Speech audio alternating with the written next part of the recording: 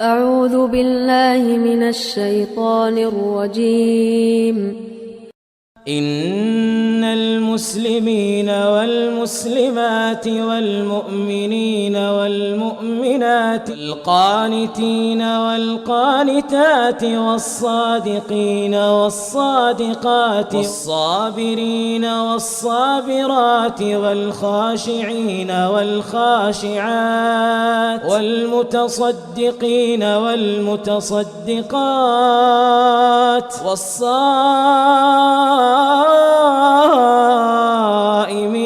والصائمات والحافظين فروجهم والحافظات والذاكرين الله كثيرا والذاكرات أعد الله لهم مغفرة وأجرا عظيما.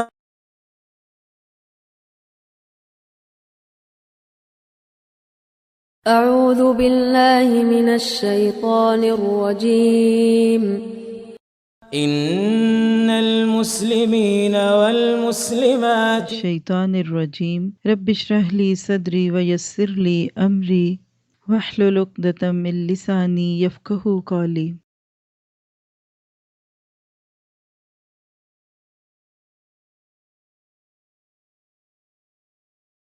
اعوذ باللہ من الشیطان الرجیم.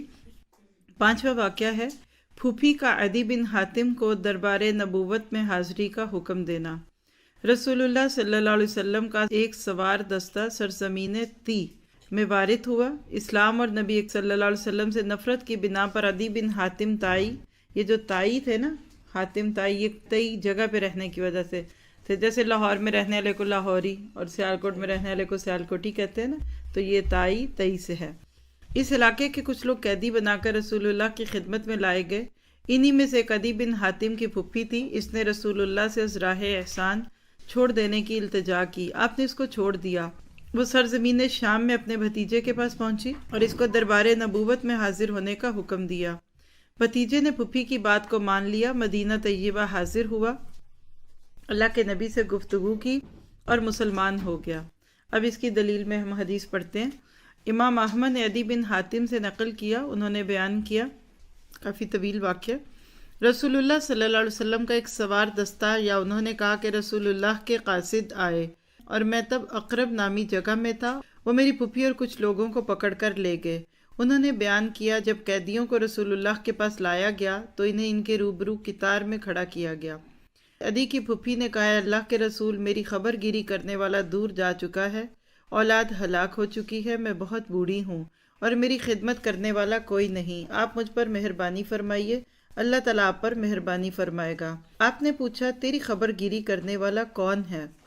اس نے عرض کی، عدی بن حاتم. آپ نے فرمایا، جو کہ اللہ اور اس کے رسول سے بھاگ گیا ہے. اس نے دوبارہ درخواست کی، مجھ پر احسان فرمائیے. اس نے بیان کیا کہ اس کو چھوڑ دینے کا حکم دینے کے بعد جب آپ واپس لوٹے تو آپ کے پہلو میں موجود شخص نے، جو کہ میرے خیال میں علی رضی اللہ عنہ تھے، کہا کہ آپ سے واپس جانے کے لیے سواری اور زاد راہ بھی طلب کرو. راوی نے بیان کیا کہ اس عورت نے سواری اور زاد راہ طلب کیا تو آپ نے اس کی طلب کو پورا کرنے کا حکم دیا. راوی نے بیان کیا، وہ میرے پاس آئیں اور کہنے لگی، تو نے میرے ساتھ ایسا برا معاملہ کیا ہے کہ تمہارا باپ ایسا معاملہ نہ کیا کرتا تھا. پھر عدی کی پھپھی نے کہا، ان کی خدمت میں کچھ لینے کی غرض سے یا سزا سے بچنے کی خاطر حاضر ہو جاؤ، یعنی بہر صورت ان کی خدمت میں حاضر ہو جاؤ. فلاں فلاں نے ان کی خدمت میں حاضر ہو کر خیر کو پایا. انہوں نے بیان کیا کہ میں آپ کے پاس حاضر ہوا تو اس وقت آپ کے پاس ایک عورت اور بچے یا ایک بچہ تھا، اور عورت اور بچوں کے نبی کریم صلی اللہ علیہ وسلم سے قریبی تعلق کا ذکر کیا گیا. تو میں نے سمجھ لیا کہ آپ کیسر و کسریٰ کے بادشاہوں کی طرح نہیں ہیں، یعنی کوئی پروٹوکول نہیں تھا، کوئی آپ کے پاس آنے کے لیے ہٹو بچوں والی باتیں نہیں تھی، کوئی بھی بندہ آپ تک پہنچ سکتا تھا. آپ نے فرمایا، عدی بن حاتم، تجھے لا الہ الا اللہ کہنے سے کس چیز نے بھگایا؟ کہ اللہ کے سوا کوئی اور بھی معبود ہے؟ تجھے اللہ اکبر کہنے سے کس چیز نے راہ فرار اختیار کرنے پر آمادہ کیا؟ کیا اللہ عز و جل سے بڑی کوئی چیز ہے؟ انہوں نے بیان کیا کہ میں مسلمان ہو گیا تو میں نے دیکھا کہ آپ کا چہرہ خوشی سے کھل گیا. آپ نے فرمایا یقیناً جن پر غضب ہوا وہ یہود ہیں اور بلا شبہ گمراہ نصارہ ہیں. یہ کیا تھے؟ کرسچن تھے نا. تو آپ نے تعریف فرمائی کہ وہ تو غضب والے ہیں، گمراہ تھے، اور اب تم نے راہ پا لی ہے. اب واقعہ تو آسان ہے نا، کوئی اس میں دہرانے کی بات تو نہیں ہے نا. اب اس کے اندر سے جو عمل کی باتیں ان کو دیکھیے گا. پہلی بات یہ کہ نبی صلی اللہ علیہ وسلم کس قدر شفیق اور مہربان تھے. آپ نے نہ صرف غیر مسلمہ قیدی عورت کو از راہ احسان چھوڑ دیا بلکہ واپس جانے کی غرض سے سواری اور زیادہ راہ بھی دینے کا حکم دیا.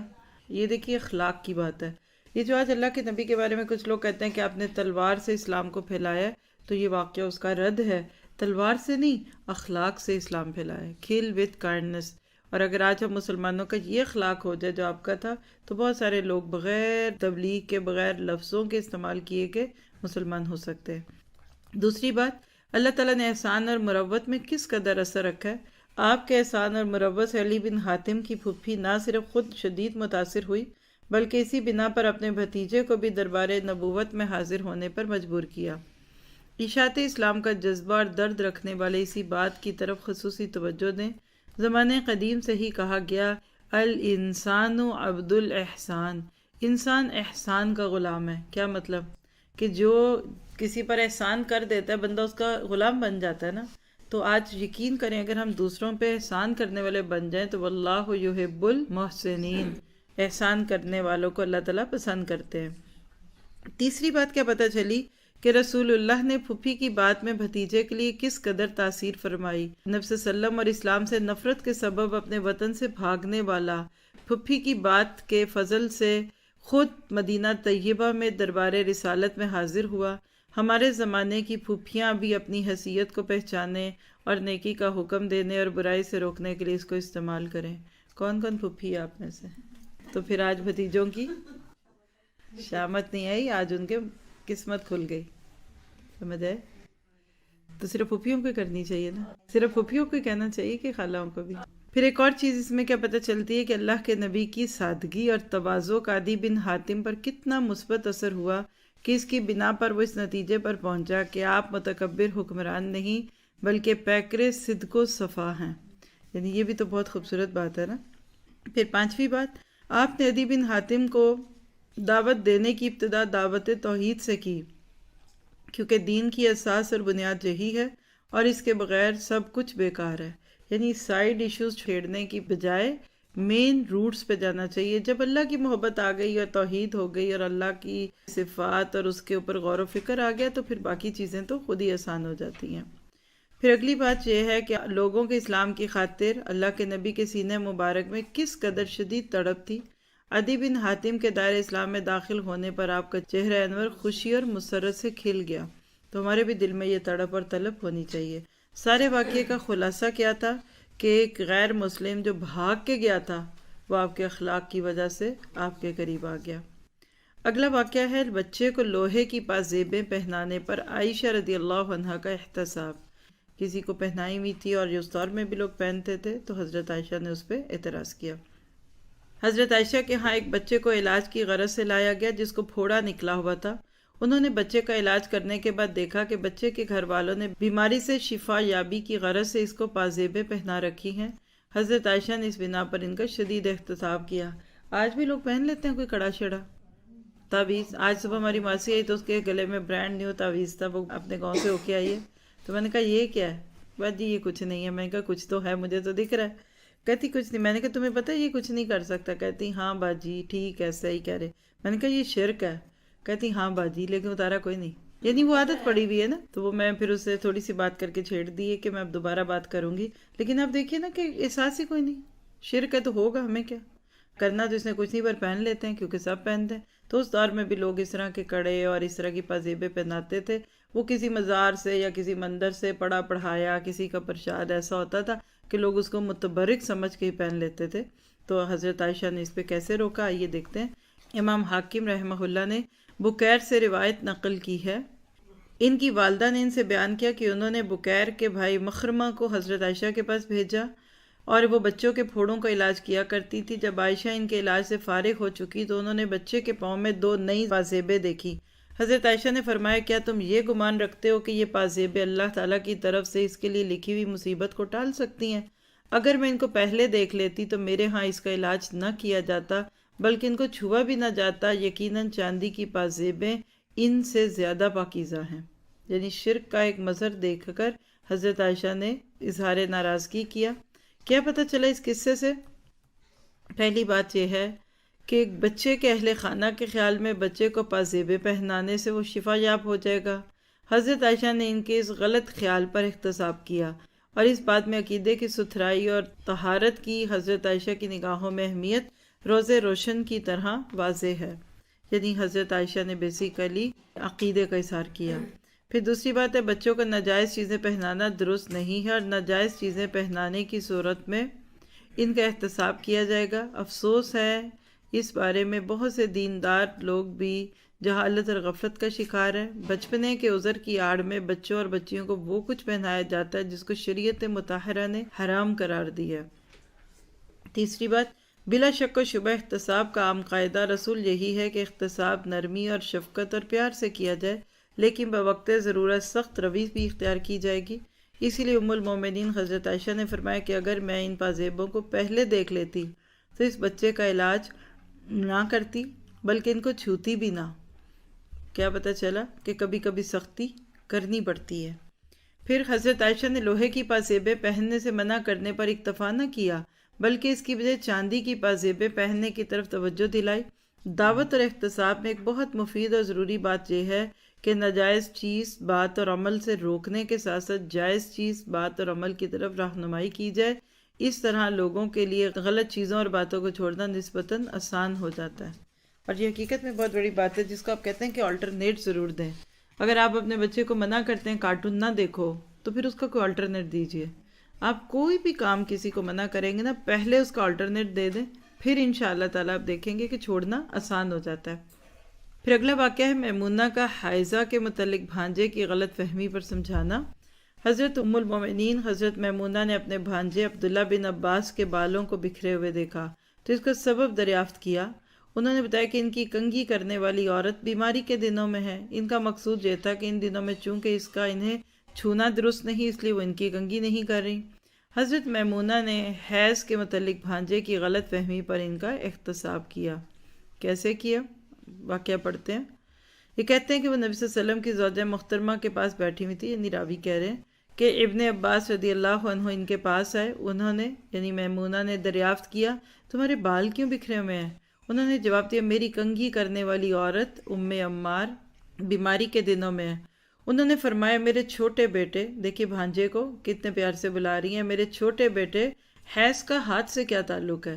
یقیناً نبی کریم صلی اللہ علیہ وسلم ہم میں سے ایک کے ہاں تشریف لاتے، وہ بیماری کے دنوں میں ٹیک لگا کر بیٹھی ہوتی، آپ اس کے ساتھ ٹیک لگا لیتے اور اسی حالت میں قرآن کریم کی تلاوت فرماتے، اور بسا اوقات آن حضرت صلی اللہ علیہ وسلم تشریف لاتے اور وہ بیماری ہی کے دنوں میں بیٹھی ہوتی تو آپ ان کی گود میں ٹیک لگا لیتے اور اسی حالت میں قرآن کریم کی تلاوت فرماتے اور وہ بیماری ہی کے دنوں میں اٹھتی اور آپ کی نماز کی جگہ میں آپ کے لیے کپڑا بچھاتی۔ ابن بکر نے بیان کیا کہ آپ اسی کپڑے میں میرے گھر میں نماز ادا فرماتے۔ اے میرے چھوٹے بیٹے، حیض کا ہاتھ میں کیا اثر ہے؟ اب دیکھیے ظاہر ایک پرسنل میٹر کو خالہ بھانجے کے سامنے کھول رہی ہے، لیکن حکمت کیا ہے اس میں؟ آئیے دیکھتے ہیں۔ پہلی بات دیکھیے کہ ام المومنین حضرت میمونہ نے اپنے بھانجے کو بالوں کو سدھارنے کی تلقین کی۔ یہ تلقین نبی اکرم کی سنت سے بھی ملتی ہے۔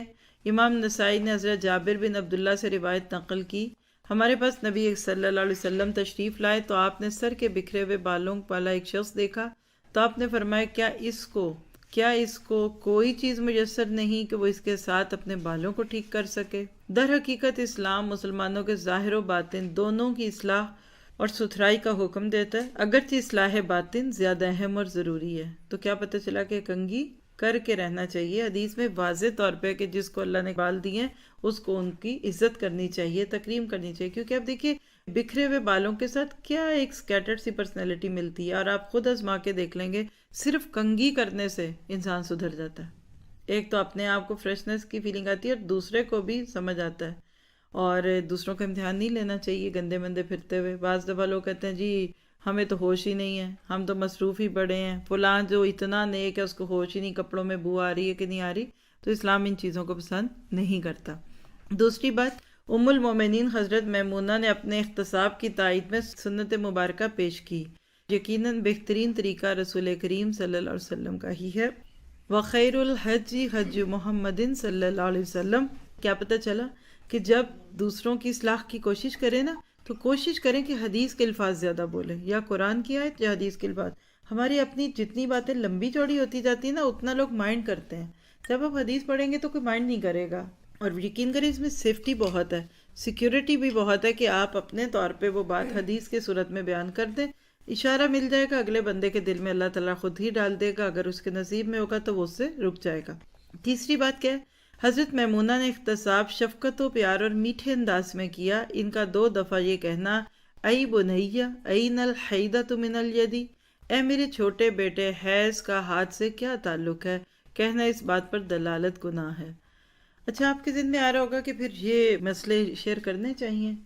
اب دیکھیے ہمارے کلچر میں نا 2 ایکسٹریمز ہیں، ایک طرف تو بالکل کھلی بے حیائی ہے اور دوسری طرف بالکل ہی ایسی ایکسٹریم پہ چلے جاتے ہیں کہ جائز ناجائز چیز کا فرق بھی نہیں بتاتے، صرف اس ڈر میں کہ شرم آتی ہے۔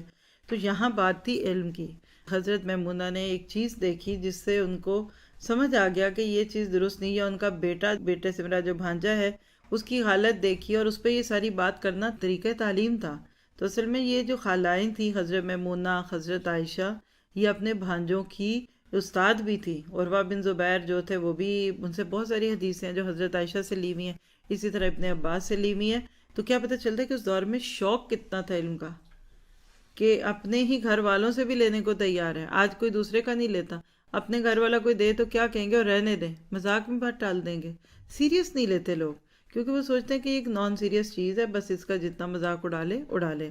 تو ہمارے لیے عمل کی بات کیا نکلی کہ اگر کبھی کسی میں کوئی ایسی خرابی دیکھی جائے جس میں حلال حرام کا فرق ہے تو اگلے کو اچھے طریقے سے، اب دیکھیں نا حیض کا ہاتھ سے کیا تعلق ہے، ایزی بات ہے۔ اچھا، ہمارے کلچر میں اس چیز کو بہت اہم سمجھا جاتا ہے اور بہت ہی چھپانا ڈھکانا، اور ویسٹ میں تو وہ 6 سال 5 سال کے بچوں کو سب کچھ دکھانے بتانے لگتے ہیں۔ تو بیچ کی بات کیا ہے؟ اب دیکھیے ٹوائلٹ جاتے ہیں لوگ، دن میں 2-3 دفعہ جاتے ہیں نا، نون ہے، کوئی شرماتا ہے ٹوائلٹ کا نام لے کر؟ شرمانے والی کیا بات ہے، بس ایک جسم سے گندگی آتی ہے وہ نکلتی۔ اسی طرح حیض اور اس طرح کی جو چیزیں نا ان کو بھی ایزی گوئنگ رکھنا چاہیے، نہ بہت پھیلائیں، نہ بہت چھیچی کی کریں اور بہت شرما رہے ہیں، ہنس رہے ہیں، چھینپ رہے ہیں۔ اس سے پھر اور کیوریسٹی آتی ہے، اس سے اور تجسس پیدا ہوتا ہے۔ تو ٹیک اٹ ایزی، بس اٹس اوکے، جیسے ایک جسم کی کوئی ضرورت ہوتی ہے یہ اسی طرح کی چیز ہے۔ تو یہاں بھی ہمیں یہی عمل دکھتا ہے۔ پھر اسی طرح سے میمونہ رضی اللہ عنہا کا حائضہ بیوی سے دوری پر بھانجے کو ڈانٹنا۔ ام المومنین حضرت میمونہ کو بتلایا گیا کہ ان کے بھانجے ابن عباس بیوی کی بیماری کے دنوں میں اپنا بستر ان سے جدا کر لیتے ہیں۔ اس پر انہوں نے بھانجے کا شدت سے احتساب کیا۔ دلیل کیا ہے؟ امام احمد نے عروہ سے روایت بیان کی ہے، انہوں نے بدیہ سے بیان کیا۔ یہ لکھتے ہیں کہ مجھے میمونہ بنت حارث نے عبداللہ بن عباس کی بیوی کے ہاں بھیجا، وہ ان کی رشتہ دار تھی۔ میں نے دیکھا کہ اس کا بستر یعنی ابن عباس کے بستر سے الگ تھلگ ہے۔ میں نے خیال کیا کہ یہ دونوں کی باہمی ناراضگی کے سبب ہے۔ میرے دریافت کرنے پر اس عورت نے بتلایا میں حائضہ ہوں اور وہ بیماری کے دنوں میں میرے بستر کے قریب نہیں آتے۔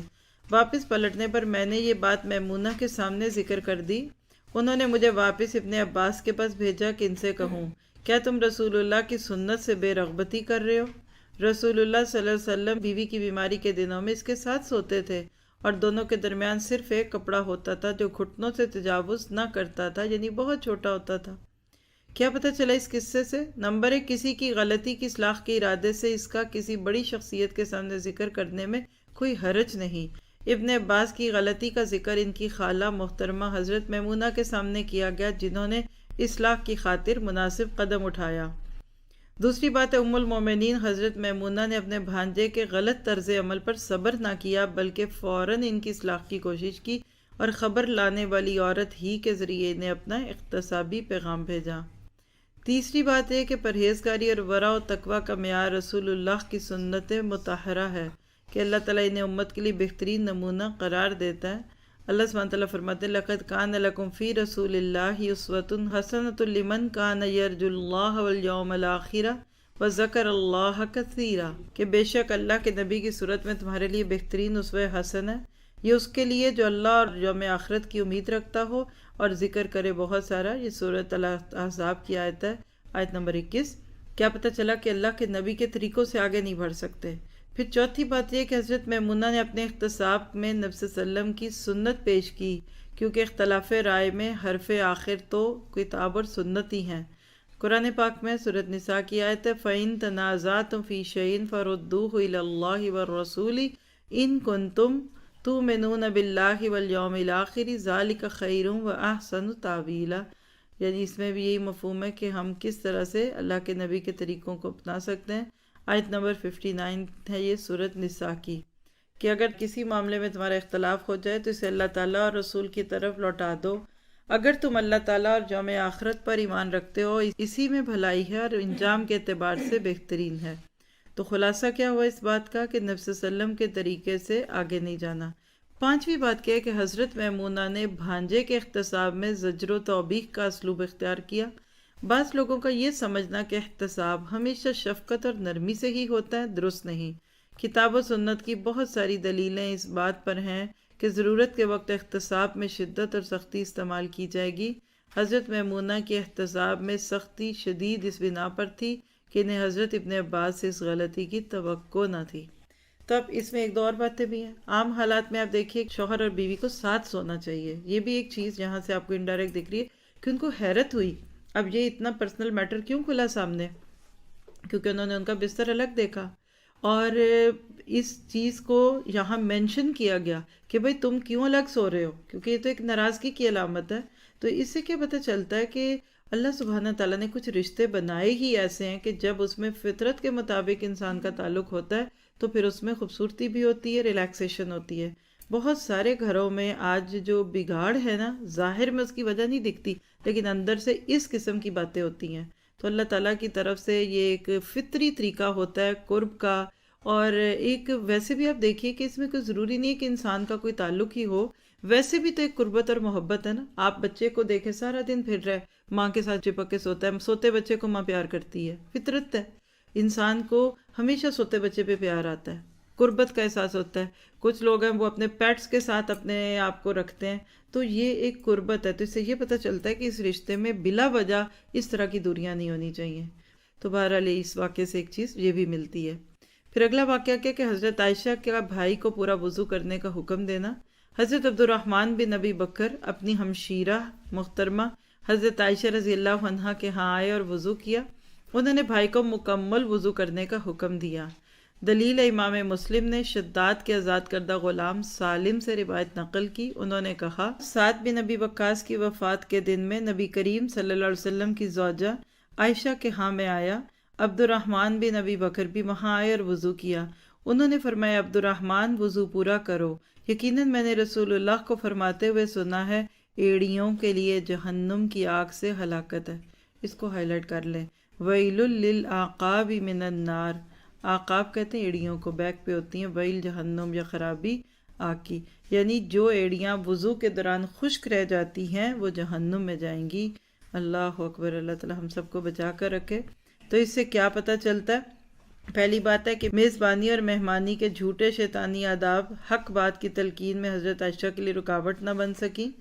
دوسری بات ہے حضرت عائشہ نے اپنے اختصاب کی تائید میں فرمان مصطفیٰ پیش کیا، اور یہ تائید کس قدر قوی، مضبوط اور اعلیٰ اور افضل ہے۔ اور اصل دلیل تو یہ کہ فرمان رب العالمین ہو یا سنت حبیب رب العالمین ہو۔ تو یہاں سے کیا پتہ چلا؟ پہلی بات یہ بھی دیکھیں کہ وضو ٹھیک کرنا چاہیے۔ دوسری بات یہ ہے کہ وضو کرتے ہوئے کسی کو اگر آپ دیکھیں اور اس میں کوئی کمی بیشی ہو تو اس کو ضرور بتانا چاہیے، اس کی اصلاح کرنی چاہیے۔ اچھا، کچھ لوگ تو پوری آنکھیں بھی نہیں کھولتے، وضو کرتے ہیں آنکھیں بند، وضو کر دیا، کیوں؟ آنکھیں کھول لی تو نیند اڑ جائے گی، اور یہ کب ہوتا ہے؟ فجر کے وضو میں ہوتا ہے۔ ہاں، تو ایسی چھوٹی چھوٹی چیزیں عموماً بچوں میں زیادہ ہوتی ہیں، تو اس کی اصلاح کی ضرورت ہے۔ اگلا واقعہ کہ دوران نماز وضو ٹوٹنے پر سلمہ رضی اللہ عنہا کا شوہر کو حکم وضو۔ دوران نماز ابو رافع بے وضو ہوئے لیکن انہوں نے نماز کو جاری رکھا۔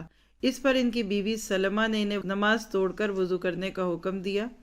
امام احمد نے نبی کریم صلی اللہ علیہ وسلم کی زوجہ عائشہ رضی اللہ عنہا سے روایت نقل کی. انہوں نے بیان کیا رسول اللہ صلی اللہ علیہ وسلم کی آزاد کردہ لونڈی سلمہ یا ابو رافع کی بیوی رسول اللہ کی خدمت میں اپنے شوہر کے مارنے کی شکایت لے کر حاضر ہوئیں.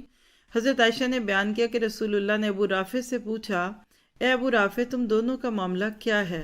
انہوں نے عرض کیا اللہ کے رسول یہ مجھے اذیت دیتی ہے. رسول اللہ نے فرمایا اے سلمہ تو نے اس کو کس چیز کے ساتھ اذیت دی؟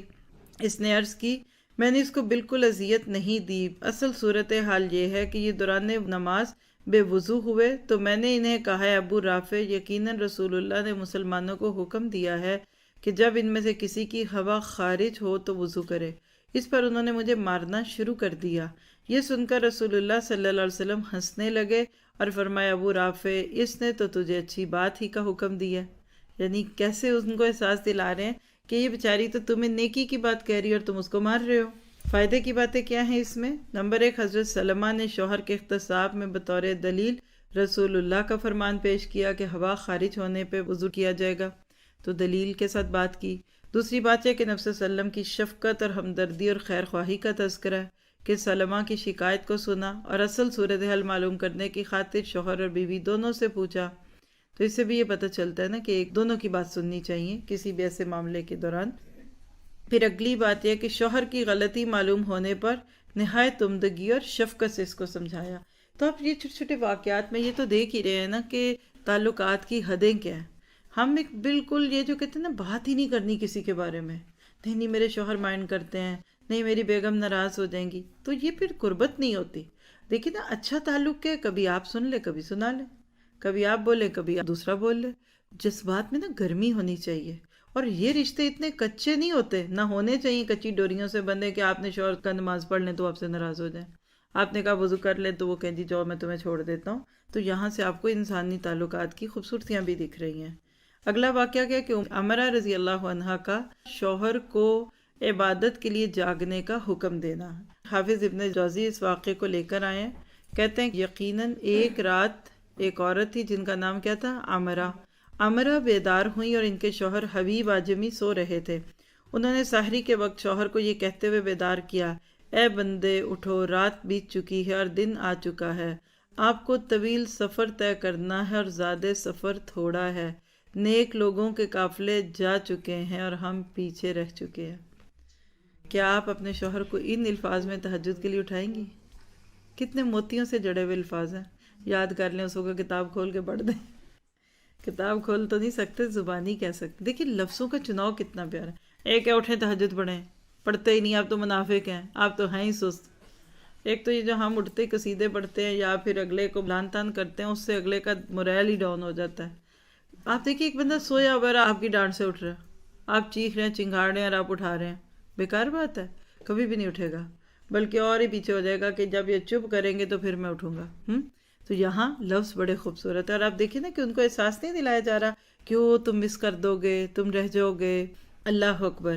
یہ بات کس قدر پاکیزہ اور عمدہ ہے، اور وہ گھر کس قدر باسعادت اور خوش نصیب ہے جس میں ایسی بات کہی اور سنی جائے. اے ہمارے رب ہمارے گھروں میں بھی ایسی باتوں کو جاری کر دے.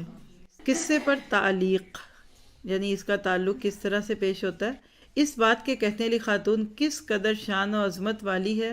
اللہ کے نبی نے اس عورت کے لیے دعا کی جو رات کو اٹھ کر عبادت کرتی ہے اور اپنے شوہر کو بھی اس غرض سے بیدار کرنے کی کوشش کرتی ہے. امام احمد، ابو داؤد، نسائی، ابن ماجہ اور حاکم نے ابو ہریرہ سے یہ روایت نقل کی کہ انہوں نے کہا کہ رسول اللہ صلی اللہ علیہ وسلم نے فرمایا اللہ تعالیٰ اس بندے پر رحم فرمائے جو رات کو اٹھا اور نماز تہجد پڑھی اور اپنی بیوی کو بیدار کیا، اور اگر اس نے انکار کیا تو اس کے چہرے پر پانی کے چھینٹے مارے. اللہ تعالیٰ اس عورت پر رحم فرمائے جس نے رات کو اٹھ کر نماز تہجد پڑھی اور اپنے خامن کو بیدار کیا، اور اگر اس نے انکار کیا تو اس کے چہرے پر پانی کے چھینٹے مارے. اب یہ چھینٹے مارنے سے پہلے کیا کرنے کی ضرورت ہے؟ تعلق پیدا کرنے کی ضرورت ہے. آپ دیکھیں نا، آپ جا کے چھینٹے مار دیں آج رات کو تو اس کے جواب میں تو ہاتھ ہی اٹھے گا نا. ایسا نہیں کرنا. یہ بعد کی باتیں ہوتی ہیں، یہ ساری کنورسیشنز پہلے کی ہوتی ہیں، اور پہلے ان کو موقع دیں کہ وہ آپ کے اوپر پانی پھینک چکے ہوں، پھر آپ پھینکیں. ضروری نہیں کہ ہر حدیث پہ پہلے آپ خود ہی عمل کر لیں.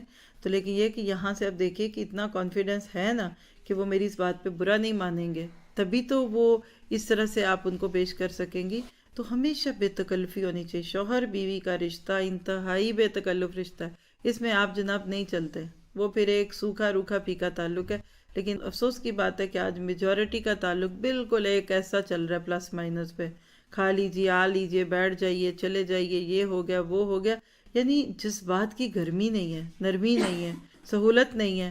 اور اگر ایسی ہو تو پھر دین بھی منوایا جا سکتا ہے. اور یاد رکھیں، پہلے اپنی جگہ بنائیں، پھر آپ کی بات کی جگہ بنے گی. آپ پیار دینا شروع کر دیں، عزت دینا شروع کریں، محبت دیں، وہ آپ سے خود آپ کی بات مانیں گے انشاءاللہ تعالی. پھر اگلا واقعہ کیا ہے؟ کھانے کے آنے پر بھتیجے کے ارادہ نماز پر عائشہ کا احتساب. ام المومنین حضرت عائشہ کے بھتیجے نے ان کے روبرو گفتگو میں بہت زیادہ لغوی غلطیاں کی. انہوں نے اس کو جھاڑ پہ لائی یعنی ڈانٹا تو وہ بہت غصے میں آیا.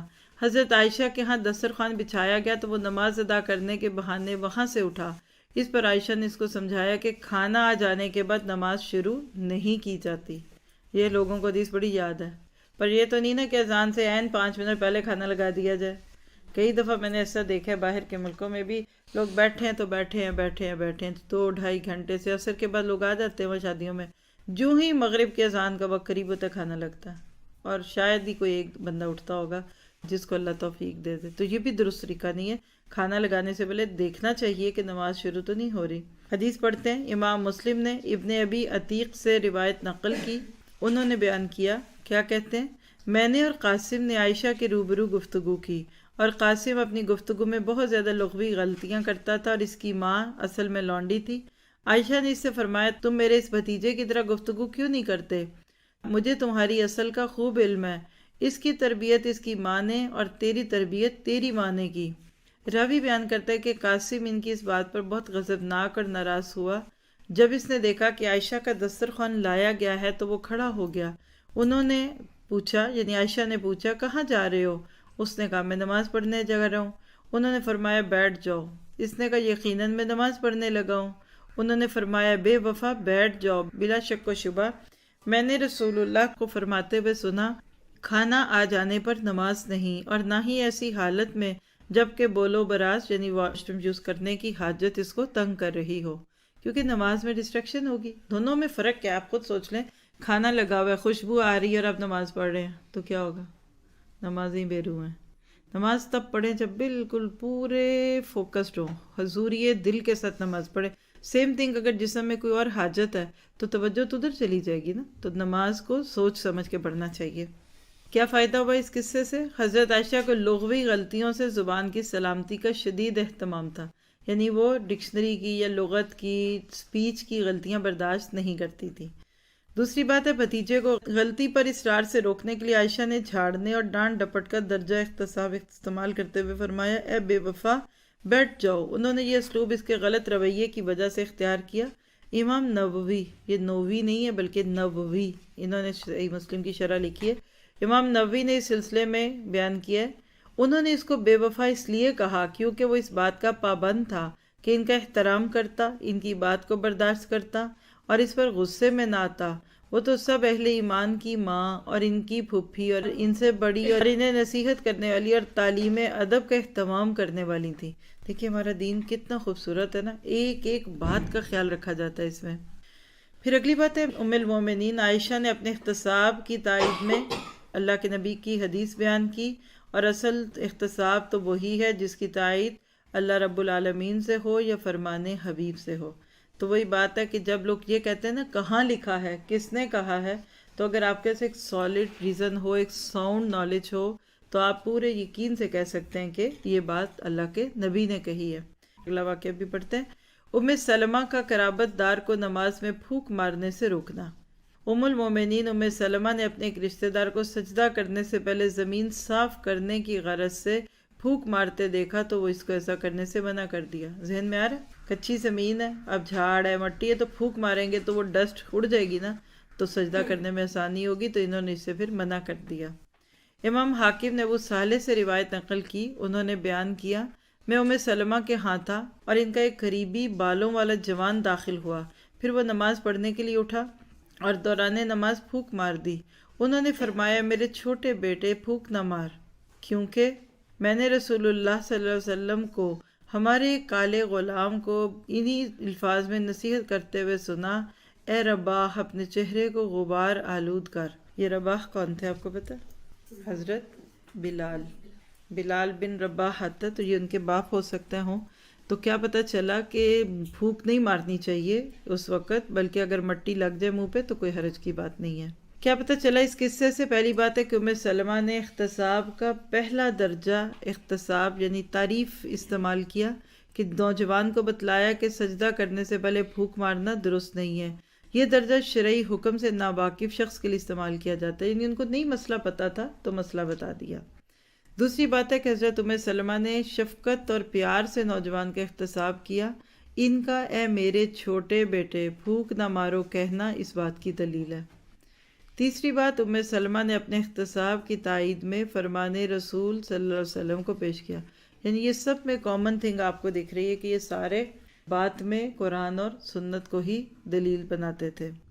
پھر اگلا واقعہ حضرت عائشہ کا حجر اسود کو چھونے کی دعوت دینے والی عورت کا احتساب. ام المومنین حضرت عائشہ مردوں سے ہٹ کر الگ تھلگ طواف کیا کرتی تھی.